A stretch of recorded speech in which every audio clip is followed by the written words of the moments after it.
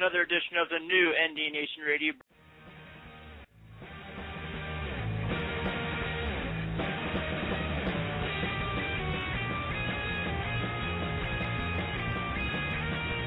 We're going inside them. We're going outside them. Inside them and outside them. And when we get them on the run once, we're going to keep them on the run. And Notre Dame, as number one goes down, Syracuse undefeated no more. This is now top-notch college hockey.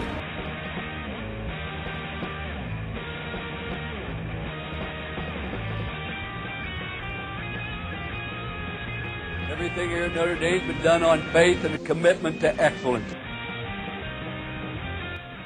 You are Notre Dame. You are special. You would impart some wisdom or some tips on the guys coming in. I would probably say stay on top of your academics. North County broke free at the 30, 35, 40. The Rocket is trying to do it again. And you're also going to walk out of here with a degree from the University of Notre Dame. In this lifetime, you don't have to prove nothing to nobody except yourself. You know, this play like a champion sign, Rocket Ishmael's touched many times. Jerome Bettis has touched many times. You know, the best stadium you play in, I'm going to say Notre Dame. We're going to get them on the run. We're going to go, go, go, go. And we aren't going to stop until we go to that goal line. Don't forget, man, today's the day we're going to win. Hey, Jerome. Hey, how you doing, man? Welcome back to the show, man. Glad to have you on again. I appreciate it, man. Thanks for having me. How's everything going, man? I know you've been pretty busy the past couple of days. Yeah, everything's good, man. Just laying the groundwork for my company, Fluencr.com, and that seems to be taking most of my time, but it's a good thing. It's good to be busy, though. Well, let's start there, man. Tell us about Fluencr. It's a new social network. It's a big deal you've been working on since we had you on the show back in November for the first time. Why don't you tell us a little bit about the project? For sure. It's not technically a social network. You know, what we do is leverage the power of social networks like Facebook, Twitter, Google+. So essentially I created a platform that allows the average social media user the ability to get his influence rewarded. So just like athletes and celebrities get endorsement deals from brands, my platform allows a social media user who has some sort of measurable influence the ability now to monetize that influence or monetize the value of their social network by connecting with their favorite brands. And their favorite brands basically reward them with free products simply for them sharing brand-related content via their social network. So it really is a way to democratize endorsement deals down to the normal everyday person. So, you know, I thought it was important because everybody has a certain level of influence, whether you're Ray Lewis or a guy who runs 5 marathons a year. You know, that guy has a certain level of knowledge and expertise in running shoes, and he can more efficiently and effectively talk about a running shoe compared to, a lot of professional athletes. So why wouldn't Nike want to engage with him and reward him for his ability to efficiently and effectively, share his influence and expertise on running shoes to his social graph? Social graph meaning his Facebook friends, Twitter followers. And conversely, why wouldn't that guy want an ability to connect with Nike in order to get rewarded for that influence, his influence specific to Nike and their running shoe? So it's a cool platform. We'll do a pilot program with Universal Music. They have a few people, artists they want to promote, as well as a few documentaries they want to promote. So Puma's going to be on board too. So it's just a cool way for someone who's like, I have 500 friends on Facebook or 100 friends on Facebook, but what does that really mean? What is the dollar amount associated with that? Well, now this platform allows you to monetize that and monetize it by connecting with some of your favorite brands that reward you for it. Well, as a sneakerhead, all you had to do was mention Nike, and you had me hooked there, so I definitely look forward to this. Definitely sign up. I'm sorry, go ahead. You definitely answered my second question. I was kind of asked, what does it bring to the table that Facebook and Twitter don't, but you answered that. So I'll just go ahead and ask my next question. How do we sign up for Fluencr? You just go to Fluencr.com, and that's just FLUENCR.com, and just leave your email address, and we'll invite you into our private beta, which will start actually late April, actually. So it's very simple. Just find out what your email address or email address of someone you think that would enjoy getting rewarded for their influence. And that's simple. We'll invite you in, and we'll go from there. And kind of take us back a little bit here to how you got involved in the project. Because I remember you were kind of describing it back in November, but now it's getting up to the point where it's finalized. How did this all start with you? It was actually simple. I mean, even when I was playing, when I had friends who used to give me crap about getting free things, I thought about that and thought about how, everybody has a level of influence, and everybody should be rewarded for that level of influence. So even if you know one person or 1,000 people, you have some sort of value to a brand. If I know one person and I can recommend a restaurant to that one person, I become valuable to that restaurant because I just gained them one new customer and hopefully a lifelong customer. So taking that mindset, if you can connect people who have a certain level of influence, which everybody does, and now create a platform that allows them to have to leverage the platforms that they already use, which is Facebook, Twitter, Google+, YouTube. Everybody now is on the equal playing field. That guy who runs marathons now has a platform to voice his influence, to voice his level of, expertise on running shoes. And, mix that with his level of influence amongst the people he knows, that becomes a powerful combination for brands, for example, like Nike. Because brands are collectively trying to spend billions of dollars, they are spending billions of dollars a year trying to tap into the viral nature and the credible and efficient nature of social media marketing, the whole peer-to-peer aspect of it. You're more likely to take action on something if it's coming from a friend versus a paid celebrity personality because you have some sort of familiarity with that person that you know within your social network. So it really just came about, I figured that everybody has some level of influence, so why not create a platform that allows them to get rewarded for it while connecting them with brands that will reward them for it.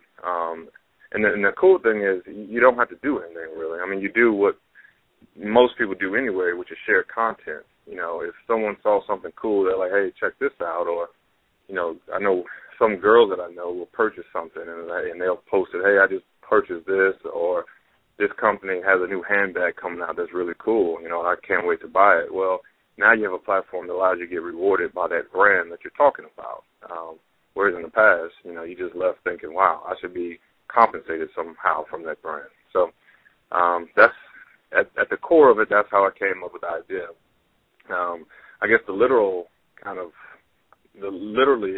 reason how I came up with it was just actually me putting on some shoes to go run at the park and thinking how I needed some new shoes and just kind of nostalgically thinking about how I used to get these shoes for free and just kind of laughing about how I wasn't even a top-name athlete, and yet brands still thought I was influential enough to give me free things.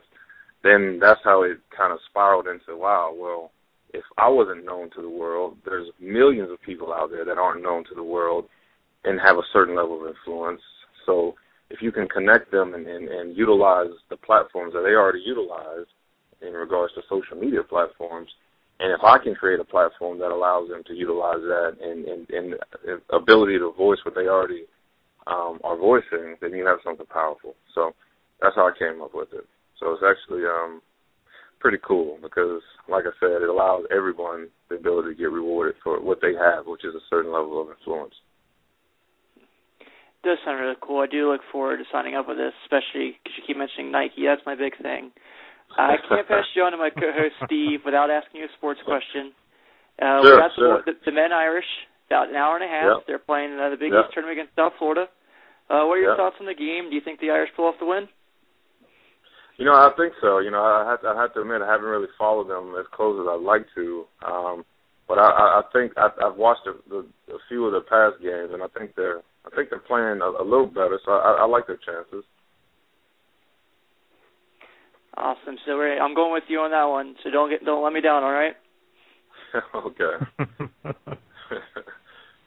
I'll try not to let you down on that one. We'll both cross our fingers on that one. Sounds good to me.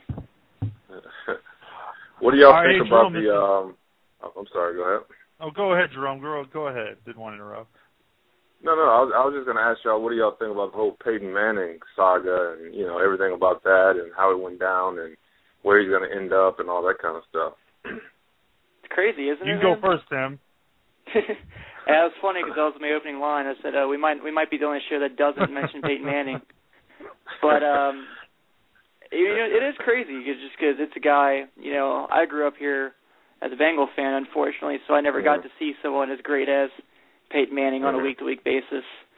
But, when you look at all the teams where he best fits, my honest opinion, I think his best fits with the Dolphins because what I'm understanding is Reggie Wayne's a package deal with them. So you have Reggie Wayne, Brandon Marshall, and Reggie Bush with Peyton Manning. That might be pretty ridiculous to watch. Yeah, I have to actually piggyback you on that. I think he's going to end up in Miami. I mean, you mentioned obviously the obvious reasons why. Plus, as a professional athlete and, knowing what free agency is like, and you can get a lot of veteran and talent in free agency to come to South Beach, So, and obviously Peyton Manning will naturally draw people around him just being the player he is, but now you open up a whole world of talent that wants to come play with Peyton Manning and obviously play in South Beach. And not to mention, Peyton has a condo, a huge condo right there in South Beach. So, I mean, everything's pointing towards that, but, we'll see how it goes, though. We'll see how it goes. Plus, he has LeBron lobbying for him. I think that helps out a bit. That always helps when you have a guy like that pulling for you, Well, if I could throw my 2 cents in, I would. I'm talking over you, Gerome. I apologize. Go ahead. No, you go ahead, man. You go ahead.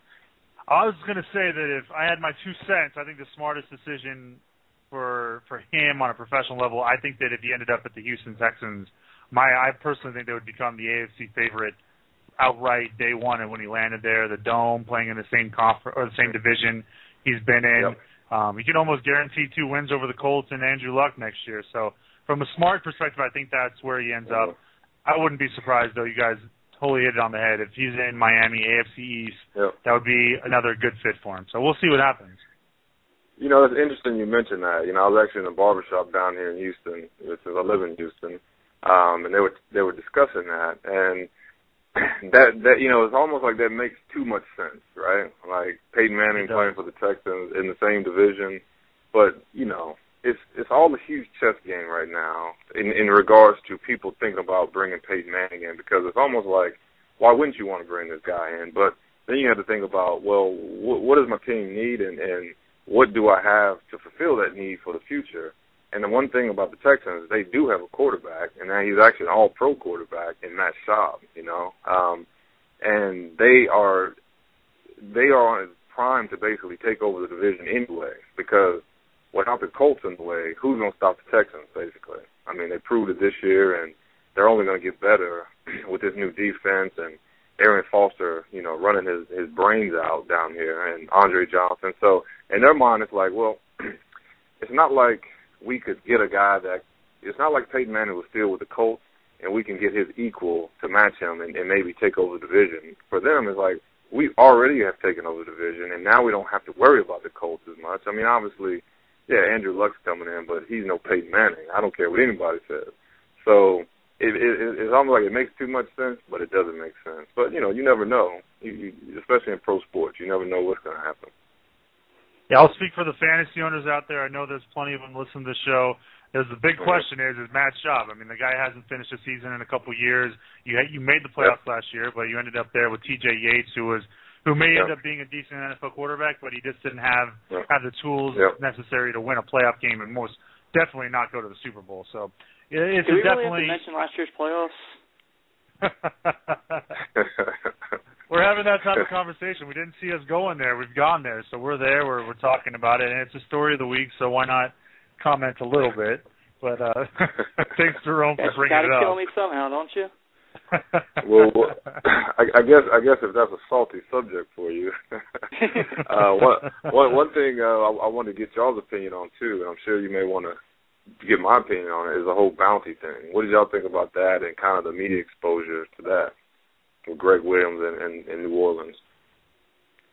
It was one of those things that really just came out of left field, like the whole Peyton Manning thing, you knew it was coming. You knew it was going to happen eventually.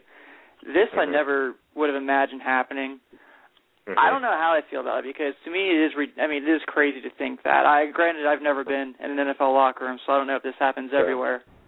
But you're hearing both sides of it. You're hearing Teddy Bruschi say, you know, that it happens in every locker room. It's just a thing that's between the boys. When you have Boomer Esiason saying if he was Roger Goodell, there's no way that Greg Williams would ever coach again. So it's insane, and it's kind of – it's really just an odd situation. Yeah, it really it's funny as a defensive player. Like, I mean, because to be honest with you, everybody who says it doesn't go on in the locker room, I mean, they're lying through their teeth. Like, there's bounties that go on all the time. But the most important part about this is just because you have a bounty or some sort of incentive system doesn't mean that you're trying to do, you know, lasting harm to somebody. You know, because that means you're not a professional at that point. And obviously, someone who does something to injure somebody intentionally, you know, whether, you know, intentionally injure somebody or play outside the safety rules of the game or even outside the rules of the game, whether you have a bounty on him, whether he's motivated by a bounty or not, that guy is still a dirty player. And whether there's a bounty or not motivating him, he's probably still going to be a dirty player, you know. Because if you even think about the logistics of it, if you do something dirty and you get flagged for it, usually you're going to have a $25,000 fine coming on Monday after the game. So that negates the value of the bounty most of the time anyway. So it's almost like, why would you go outside the rules to do something dirty? So it really comes down to, like, most bounties. It's kind of like, I would imagine, like in an office setting. You know, gambling is illegal, but there's bets being made on little crazy things every day in every office around the country, around the world, you know. I mean, but it's just a matter of, okay, what are you betting on, and what is the ultimate outcome of that bet? What does that other person have to do? And, you know, so it's the same way in NFL locker rooms. I mean, I remember with the Ravens, we would basically, the guy who got the most interceptions, you know, he got like an all-night expense paid out on the town. We all chipped in to do that. So you're motivated to get interceptions at that point, right? Did you get to go, though? That's the question. Did you get to go on the night on the town? Oh, absolutely. I mean, it was a no-lose situation pretty much for everybody. I mean, but it motivated everybody, and what it really comes down to is a motivation to play at the highest level that you can. And people will argue, well, you know, when you put bounties out to hurt somebody, well, no, that's not a bounty. That is a bounty in the traditional term bounty, but when it comes in NFL locker rooms, and now, granted, I can't speak for the Saints and I can't speak for every other locker room, but the majority of the guys that I know who play defense in the NFL amongst various teams, it's never about hurting anybody. Like, it's always about, well, let me back up a little bit, just so people don't get it confused. Like, when you play defense on that level, or when you play defense, your goal is to hurt that person when you tackle them. Like, don't get it confused. Like, and now when I say hurt, like, you're not trying to injure this guy because, as Joe Green once said, when the best don't meet the best, then everyone gets cheated. Like, you don't want to injure that guy where he can't play anymore because, you know, you're not having fun as a defensive player. Like, I want Peyton Manning out there playing. I want Tom Brady out there playing because that makes that game that much more exciting to me.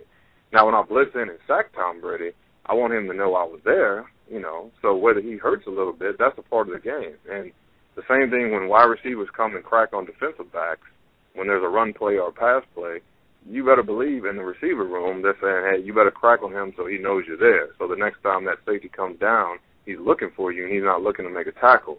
So that's within the rules of football. And that mentality of when I hit you, I want you to know I'm there and I want to hurt you a little bit, that's not getting outside of the rules of safety and being a dirty player. That's just playing the game. Now, when somebody intentionally does something to hurt somebody, that's in a whole different realm of that's not football at that point. That's just you being a dirty player and not being professional. So there's a difference, you know, when people talk about bounties. Yeah, when people think about bounty, they think about, you know, bounty hunter, dead or alive, you know, like, and it's so extreme. But when it comes in this, in most cases in NFL locker rooms, it's not even that extreme. It's not even about knocking this guy out for the season and, like, ending his career. I mean, that's ridiculous. And once again, I can't speak for the Saints locker room or any other locker room, but consensus with defensive guys in the NFL is just that it's just blown out of proportion, and I think people are reaching now and trying to pin and make Greg Williams and the Saints a guinea pig, or kind of like an example, be made an example of. So, well, I think you're right. That's my 2 cents on that. The media sensationalized it so much, and then they go and put labels like bounty, and then they start talking about, right. I think you hit the nail on the head there. Talking, I heard they were talking, $1,500 or something like that.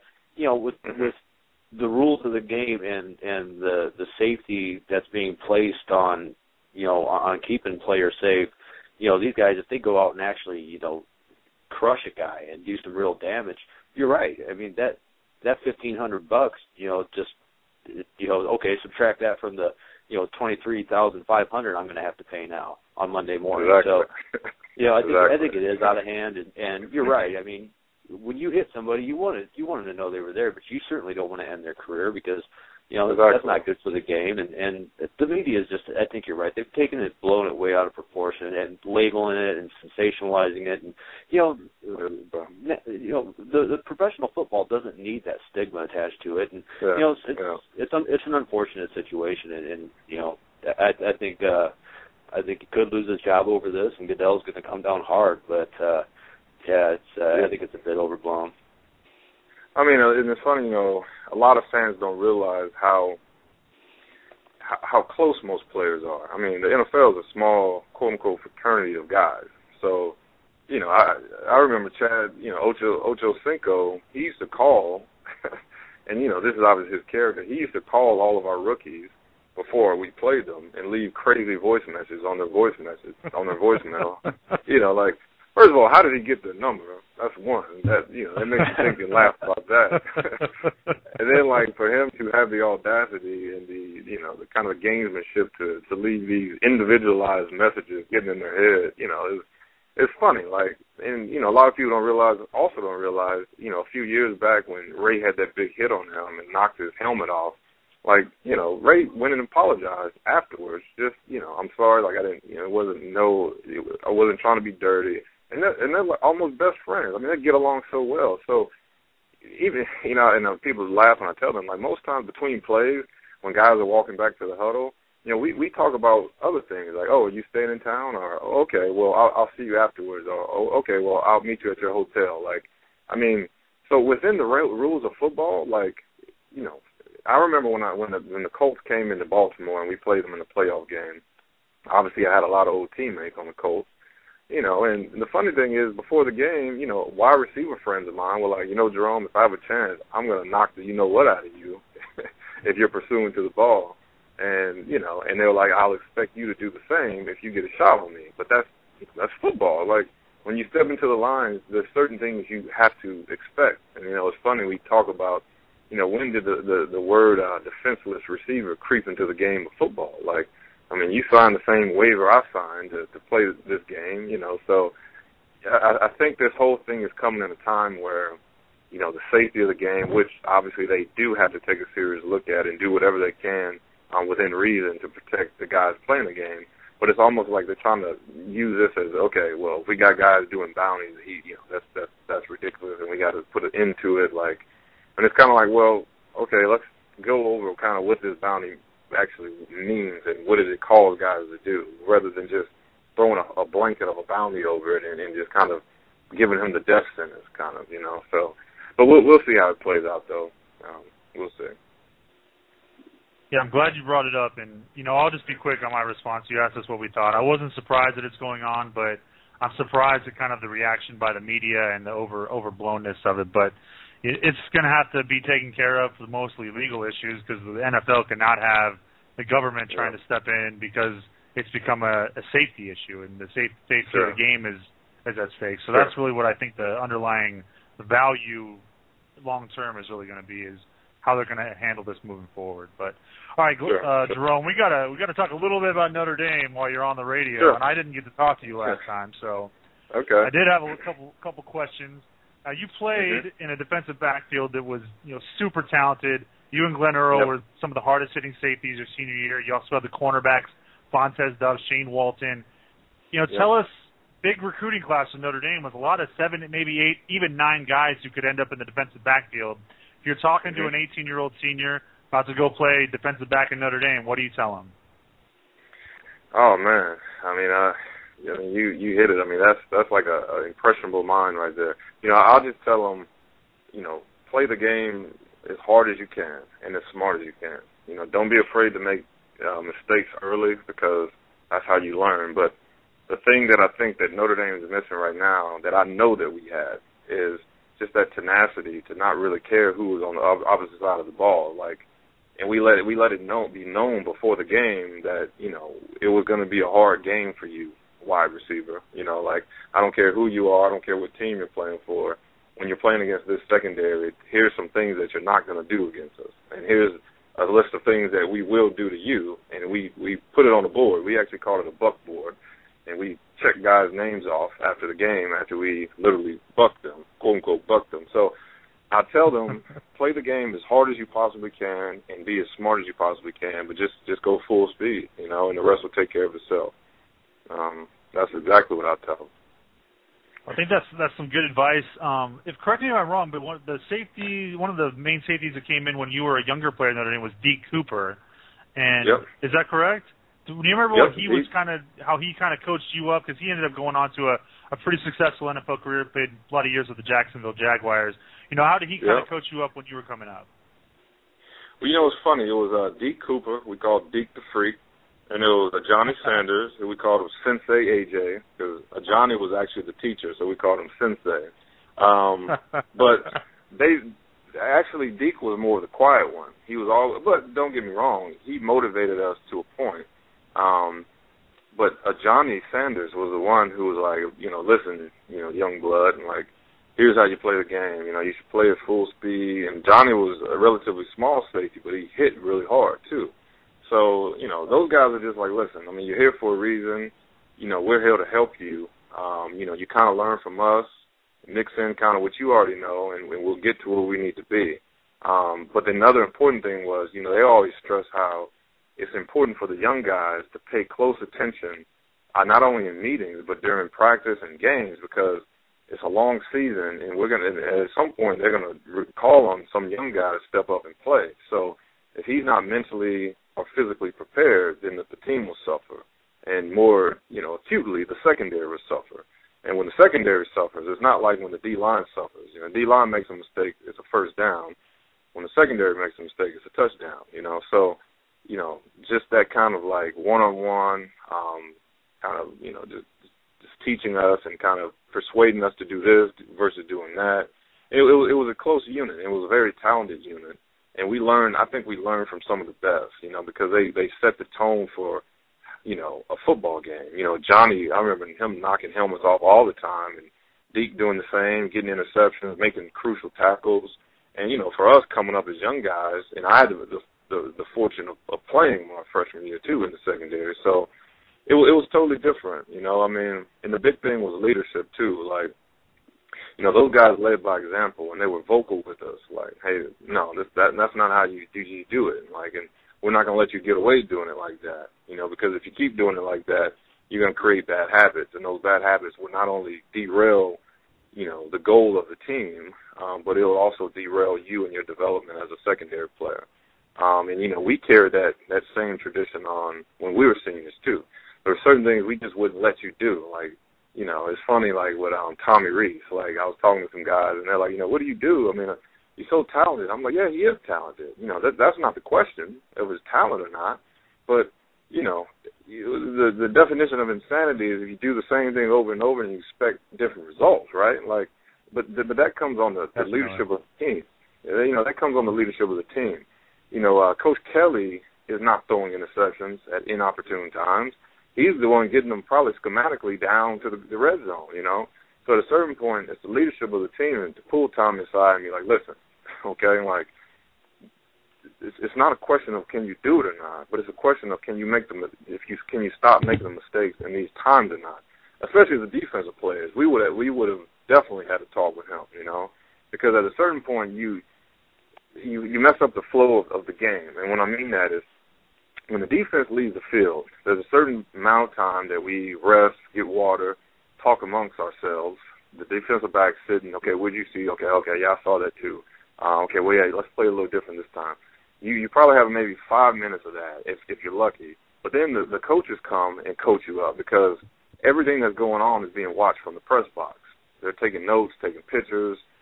So then your position coach comes and talks to you and then coaches you up. So when you're throwing interceptions and you turn the ball over, you don't give the defense a time to do that. So what the opposing offense was doing well, you never have time to correct. So as a result, they're going to continue to do that well because you didn't have time to correct it. So it's kind of like a domino effect. So at a certain point, as what we would do, and I don't know if you would do it in the game because there's a time and place for everything, but the leadership of the team has to take the team by the reins and say, listen, we're a very talented team, but everybody's talented on this level. It's the teams that can execute the best and stop turning the ball over and not turn the ball over, they win games, and that is the Achilles heel of Notre Dame right now. And I'm not in the locker room, but just from my experience from being a young player and knowing how the older guys handled us making mistakes over and over and over again, and how we handled it as seniors, juniors, and seniors, and fifth-year seniors for some guys, certain things just wouldn't happen. I mean, you just can't let certain things happen. So I think that's a testament to the leadership of the team and what the leadership is allowing from the guys around them. Well, I want to thank you so much. I'm sorry. Go ahead. I'm sorry. I'm cutting you off. I'm killing you, Gerome. Go ahead and finish what you're saying, my man. You're good, man. I'm talking way too much, man. But I was just saying that, I tell certain guys, like, listen, if you're playing in the NFL, the biggest thing they tell you in the NFL is don't make the same mistake over again. Don't let me correct you on the same thing twice, because that lets me know what your propensity to learn or retain information is. And there's 1,000 other guys that at least won't make the same mistake on this right here. I had coaches tell me, listen, Sapp, like, I don't care if you make 1,000 mistakes out there, but don't make this same mistake, okay? I'd be like, yes, sir, And maybe I would make 1,000 mistakes, but at least I wouldn't make the same mistake. So you got to have that mentality. Well, I guess I also had to mention, if you did make that mistake, you were cut, too. There was no third chance, a second chance. It was like, no, you made the mistake, okay. Good luck with your career, but you don't have the mental capacity to do this, play this game, So it's not that serious in college, which is, why some people just don't understand it. But as leaders, you have to approach it like that. Like, listen, man, like, we can't afford, and you can't afford to keep doing this like that because everybody's suffering. So, like I said, I think it's leadership. I mean, the Coach Kelly, he can't run the ball. He can't make sure nobody's throwing interceptions. I mean, he can only do so much. So the rest is on the players. Well, yeah, I want to say thank you, Gerome Sapp. The insight you're providing so far has been, off the charts for this show. It's very, very cool, and long line of elite defensive backs that you were a part of. So I have a ton of more questions. I would love to have you on again sometime soon. But I'm going to pass you on to Jason because he wants to talk a little bit more about some of the other work that you do outside of football and outside of Fluencr and some of the other things. Sure. So thanks again, and go ahead and take it, Jason. Hey, Gerome, good to talk to you again. Hey, too, quickly, when you were 7, you got signed up for the Big Brothers Big Sisters program. What did you learn by being involved with that very special group? Oh, man, that's funny you asked me that because, I still talk to my big brother, Todd Freeman, to this day. I was actually in his wedding. He was in my wedding. He actually walked my mom down the aisle since I don't talk to my father. So, and, him and I, now we go out for a beer every now and then, which is a lot different than what we did when we were 7, obviously. So, him and I were talking, and he asked me the same question, and I said, really, I just learned how to be selfless, because when I thought about the first time that we met, he was 22 years old, just out of college. And I remember it like yesterday, our first outing, as they call it. He took me to McDonald's, and, I was 7 years old, and I thought that was the best thing in the world, going to McDonald's and getting to pick anything I want off the menu. But I had to think about where I was as a 22-year-old young man coming out of college, and my mind was the furthest from spending my Saturday afternoons with a 7-year-old, So it really put a lot of things in perspective and allowed me to really look at him, you know, even though I love him and respect him like a brother and like a father, more like a brother, but allowed me to just realize, you know, to do something like that, there has to be a high level of selfness with that individual. That's exactly what it taught me. Selflessness. Yeah, it's that, and we said it before. It's one of those things that we love so much about the Notre Dame family. You know, the present and past, and it's just that, you know, the selflessness. And you know, we're currently working with Notre Dame on our outreach effort for Play Like a Champion Uganda, where we're actually in the middle of a raffle where we're attempting to raise $10,000 to build a new schoolhouse for these 150 kids in Uganda. Kikindu village. So, you know, it's a big thing for us, and to showcase, you know, our guests when they come on. And, you know, after the show, we're gonna have Tim try to get a hold of you and see if you might want to, you know, donate something to the raffle prize pool. We got a lot of great stuff coming in, and, you know, something from you would be something that the fans would absolutely adore to you know, put on their mantle or in their man cave. So. Let me know, man. We'll definitely fill you in and send you some information on that. You're also involved with the Insightful Player. I was reading some stuff about that today. You know, what's your involvement with that, and what's the goal of that program? Well, Chrissy Carew is a wonderful lady who came up with the idea, and it's her program, the Insightful Player program. You know, she's a life coach and a mentor, and she had the amazing idea to get, you know, all these current and ex-NFL guys, and basically who are doing great things and have great stories to tell, and use their stories to motivate the youth and anybody in the world who needs motivation, or just to get a different perspective on something. So, you know, as it relates to me, you know, she came to me, and, you know, she realized, you know, I had I guess an interesting story coming from Houston, you know, without a father, you know, came from very humble beginnings, but yet had a very positive outlook on life, and as a result of that, was able to do amazing things that statistically I wasn't supposed to be able to do. So it's just a matter of chronicling these stories and making ourselves available to the youth, and, you know, the youth who can feed off that and learn something from that. And that's, I mean, in a nutshell, that's pretty much what it is. I mean, there's some amazing guys and amazing stories associated with the Insightful Player. I'm just one of the many of them. But yeah, it's a great program. It's insightfulplayer.com. You know, if you ever want to get motivated or get inspired, you know, definitely check it out and read some of the testimonials of the guys.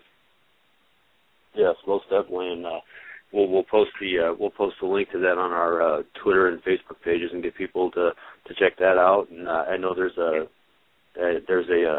charitable arm of that organization, and we'll get people in touch with them. You know, hey, again, we absolutely appreciate your time. You know, you've been on the show twice. You've been a great guest, and you know, tonight was, you know, special for us. And talking about Peyton Manning and everything else going on. So we appreciate it, and I'm going to pass you back to him. But I, again, personally, on behalf of all the staff here and all of our fans, we appreciate it. No problem. Anytime, man. Well, Gerome, we'll give you the floor here. It's crazy that you're a former Notre Dame football player, a Notre Dame captain, and you only have 70 followers on Twitter? Yeah, I don't know. I mean, you know, it's funny. I'm not very active on Twitter. I guess I need to change that, huh? Yeah. So I guess that's my doing.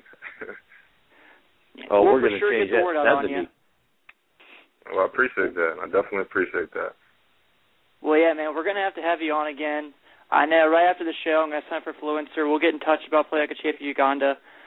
Thanks again, man, and we'll give you the floor here for all yours. If you want to get everyone, anyone can get in contact with you, just let them know here. Okay. Well, yeah, I mean, first of all, I want to say I appreciate you all having me on the show. I always enjoy, you know, speaking about different things. You know, I really don't actually talk much sports anymore since I'm kind of more in the business world on a day-to-day, so I definitely enjoy this, and I enjoy the conversation. You know, I want to say hello to all the Irish fans, and, you know, I definitely think Notre Dame is back on the right track. You know, just talking to my brother-in-law, Daniel Smith, number 87, who I hope, has a breakout year this year, wide receiver. He has a lot of positive things to say about the program and the direction of the program. So just from what I saw last year, even though they made a lot of mistakes when they shouldn't have made mistakes, a portion of that is just football. But I was actually impressed with where they could have been last year. So moving forward, I'm very encouraged with where they should be and where they can be. But yeah, in terms of Fluencr, it's a great new platform.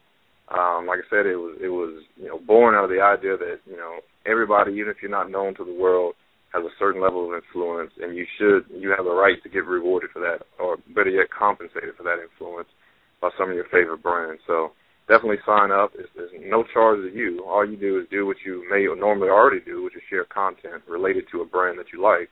And through our system, we can track all that and compare you to other people who decided to share content to that brand, and and you can get rewarded for it. So it's pretty cool. It's Fluencr.com. That's FLUENCR.com. And if you sign up, we'll definitely send you an invite. So awesome. Well, thanks again, Gerome. Yep. Thank you, man. Have a good night, man. We'll be in touch. Okay. You too. Bye.